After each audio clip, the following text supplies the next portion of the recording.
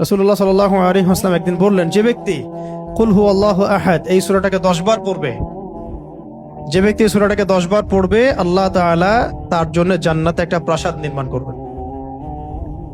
তো এই কথাটা শুনে ওমর রাদিয়াল্লাহু আনহু বললেন, ওমর ইবনুল খাত্তাব তিনি বললেন যে তাহলে তো আমরা অনেক প্রাসাদের অধিকারী হয়ে যাব ইয়া রাসূলুল্লাহ।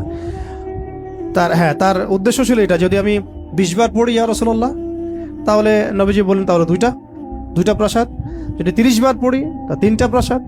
তো ইয়া রাসূলুল্লাহ তাহলে তো আমরা অনেক প্রাসাদের অধিকারী হয়ে যাব। তখন নবীজি বললেন যে আল্লাহ তাআলার দান এর চেয়েও বেশি প্রশস্ত। মানে আপনি 100 পড়লে 10টা ঘর পাবেন, মানে আমরা 100 পড়লে 10টা ঘর পাবো, 200 পড়লে 20টা। এইভাবেই আল্লাহ পাকের দান আরো প্রশস্ত। আর যে হাদিসটার কথা আমি বললাম, যেটা আমি আজকে আপনাদের জন্য এটা রেডি করতে গিয়ে জেনেছি আর কি, এটা আমার আগে জানা ছিল না। এটা জানার পরে আসলে আমাদের মনে হচ্ছে কেন এই আমলগুলো করি না। এত সময় দেখা যায় যে অনেক সময় অনলাইনে বসে থাকছি, তাই না? অনেক সময় এমনি বসে আছি জিকির ছাড়া, গাড়িতে যাওয়া আসা হচ্ছে, ওই সময় বসে আছি, কোনো কাজ নাই, এমন অনেক সময় হয় না? কেন আমরা এই সময়গুলো কাজে লাগাই না? এই লাস্ট হাদিস, একজন সাহাবী ছিলেন যার নাম মুয়াবিয়া ইবনে মুয়াবিয়া বিন মুয়াবিয়া আল মুজানি রাদিয়াল্লাহু তাআলা আনহু। তিনি ইন্তেকাল করেছিলেন এবং নবী সাল্লাল্লাহু আলাইহি ওয়াসাল্লামের তিনি সাহাবীদেরকে নিয়ে জানাজার নামাজ পড়া হলো। ভালো করে শুনুন, মুয়াবিয়া ইবনে মুয়াবিয়া আল মুজানি রাদিয়াল্লাহু তাআলা আনহু ইন্তেকাল করলেন, নবী সাল্লাল্লাহু আলাইহি ওয়াসাল্লাম সাহাবীদেরকে নিয়ে তার জানাজার নামাজ পড়ানোর পরে নবী সাল্লাল্লাহু আলাইহি ওয়াসাল্লামের কাছে জিবরাইল আলাইহিস সালাম আগমন করলেন এবং তাকে জানিয়ে দেওয়া হলো ওয়াহির মাধ্যমে যে এই সাহাবীর জানাজায় আমি জিবরাইল আলাইহিস সালাম বলছেন 70,000 ফেরেশতা সহ আমি উপস্থিত হয়েছিলাম। 70,000 ফেরেশতা সহ এই জানাজা সালাতে আমি উপস্থিত হয়েছি। তো নামাজ শেষে নবী সাল্লাল্লাহু আলাইহি ওয়াসাল্লাম জিজ্ঞাসা করলেন যে ইয়া জিবরিল হে জিবরিল বিমা বালাগা মুআবিয়া ইবনে মুআবিয়া হাদিহিল মানজিলা।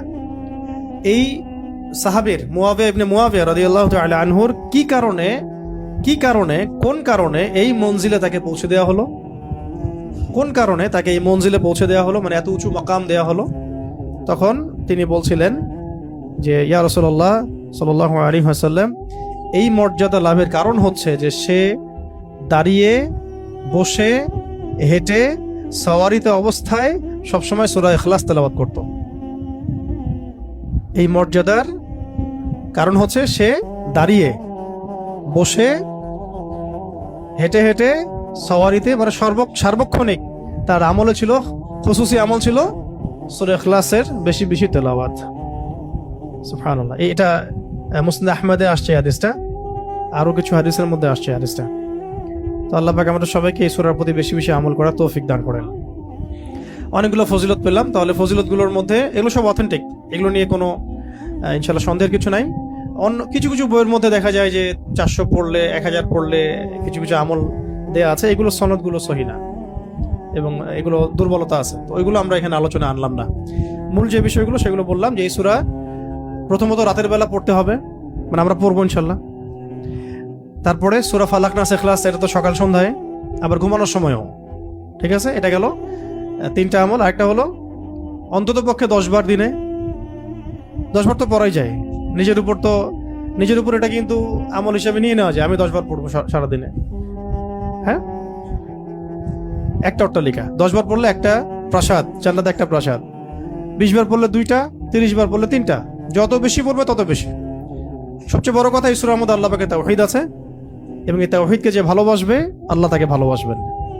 এই সূরাকে যে মহব্বত করবে আল্লাহ তাকে মহব্বত করবেন। এই সূরাকে যে ব্যক্তি তাওহীদের কারণে মহব্বত করে, আল্লাহ পাকের জাত এবং সিফাতের কারণে মহব্বত করে, আল্লাহ পাক তাকে জান্নাতে প্রবেশ করাবেন।